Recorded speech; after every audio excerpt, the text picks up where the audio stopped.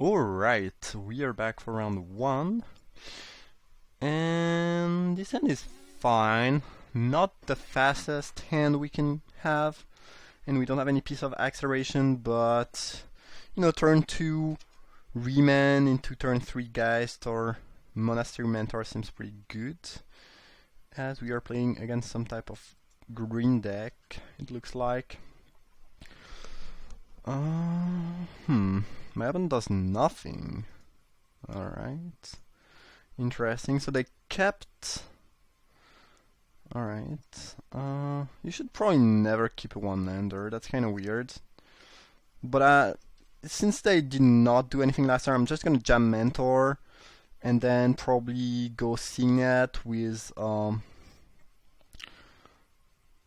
I'm gonna pay 2 life, jam Signet, and probably just leave Remand available. And next turn I might Ravages of War. I guess they have an elf, so that might not be the best option. I don't know, we'll see. I could Geist right now too. I guess my opponent will have access to 2 or 3 mana next turn, which is not a lot. Yeah, actually I think I like playing Geist better. That's just a lot of damage and something really threatening. And then I can either Gideon Remand or Ravages of War, depending on what they do. Okay, Rufflos.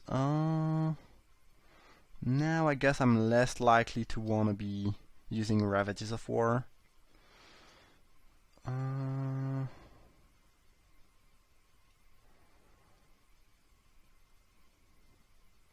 I guess I'm fine trading Geist with Rufflos or Mentor with Rufflos if they want to. So I'm probably just gonna attack with everything and pass the turn. It kind of tells that I do have a counterspell, but it's fine. Like, my opponent is gonna take 9 there. And next turn it's also gonna be 9 damage, and it's very likely that if I just remand their... I mean, either way they are dead from Celestial Colonnade and the Angel from Geist, even with a bunch of ground blockers, and we can just remand whatever they will try to do, so kinda doubt they can get out of this. So this is some type of green-blue Ram deck, alright. Not really sure why they kept a one-lander, kinda weird. Even if you have a ton of 1-mana acceleration and, some odd lands, it's like just quite risky. Either way. There's not a ton in the deck that's looking really good. Ravages of War is pretty bad though in this type of matchup when they have a bunch of creature acceleration. Moat could be good. Some green deck just cannot beat Moat. They just can't. Though since they are green blue, it's it could be that their win condition is upheaval.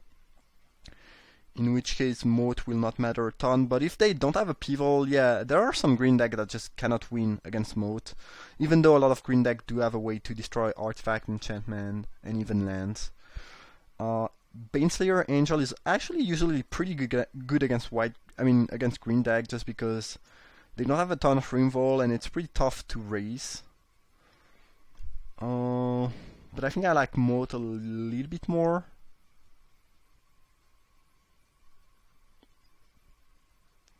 Moat is also something I can fetch with Enlightened Tutor. I think I'll go with Moat instead of Armageddon for this matchup.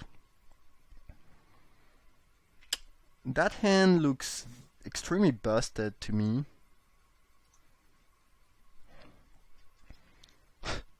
Yeah. Free Speaker. Okay, so I could go Mox, Sol Ring, Hallowed Fontaine, Balance.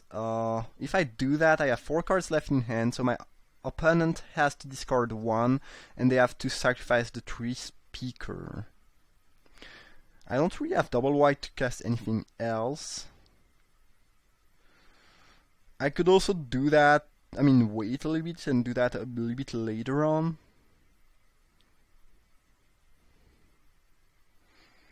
Because next turn they are pretty likely to, level up that thing and cast another creature. And if I balance afterwards, it's actually better for me. it's close.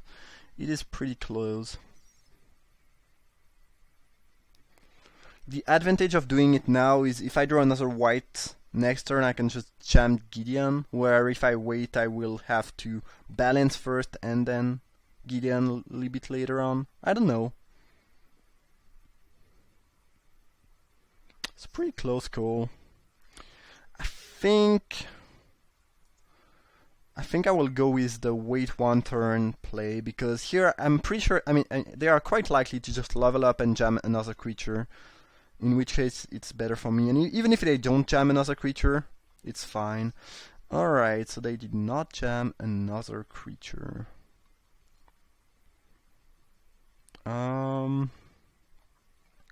Sure. But I can get one of their land now, which is pretty good. I think I'd rather get one of their land than make them discard. So I'm just gonna do that.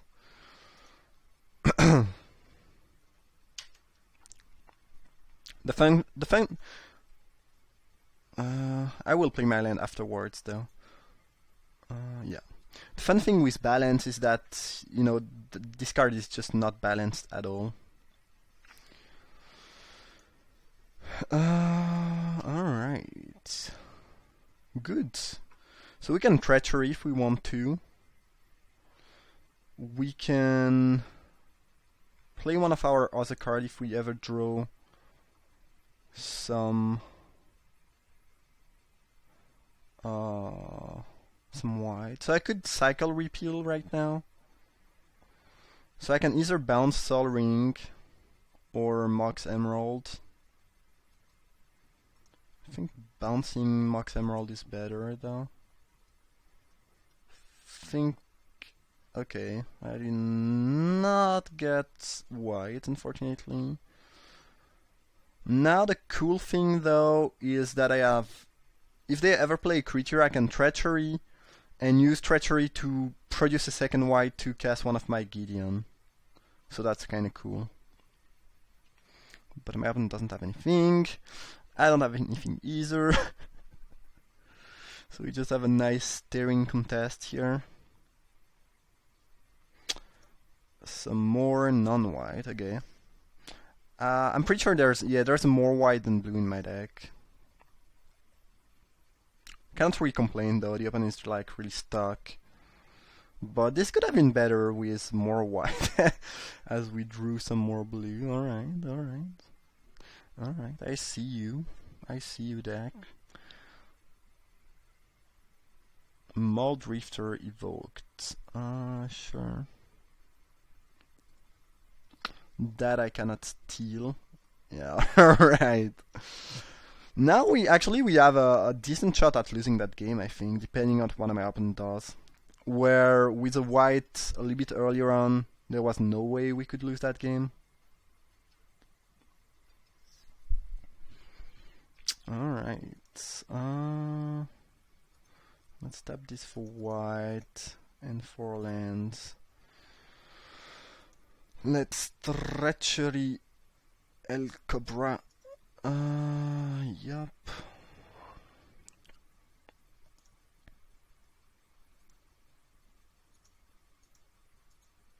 And probably jam the big Elspeth. We can jam that and still be playing around Spell Pierce, which is good. Yeah, I think that's just the strongest thing I can do. Alright. Yeah, that was kinda clunky. I mean, it's still kinda clunky because I cannot cast anything from my hand, but I think this is mostly bad luck, if anything. Because, again, my mana base is... I just have more white than blue. Alright. So if we attack... my opponent can block and get their land right away, where if we don't attack, they have to pay 2 to sack it, and they are less likely to do something relevant next turn. So I think I'm just gonna create some Soldier and pass the turn. Now they can choose to attack Elspeth. In which case I might have to block. They drew a forced land anyway. Alright. Garruk Relentless. Sure. Don't really care a lot about this one. Sure, you got El Cobra. Mystic Confluence. Well, I think this just means I cannot lose anymore. So I guess this will attack Garruk, this will attack Garruk too, and this will attack my opponent, this will attack my opponent, this will attack my opponent, this will attack my opponent. They will probably buck one of the soldier, let Garruk die. Yeah. Go down to 17. But we can just make 3 soldier and we'll have lethal next turn with the emblem. And we have Confluence backup, so yeah, I don't really see what could save my opponent at that point. Yeah, that is just, what, 16 damage? No, it's more actually. It's 3 times 8, so it's 24. I'm not even sure there's a ton of spell that can save them, but if there is a spell that can save them, I can just Mystic Confluence anyways. Time Twister. Yeah, I'm just gonna counter that because this could be a bait, but if I let that resolve, I lose my Confluence anyways, so I don't think there's any reason to not counter that. Yeah, and that's gonna be GG. Alright, we got there. I guess the opponent had some pretty...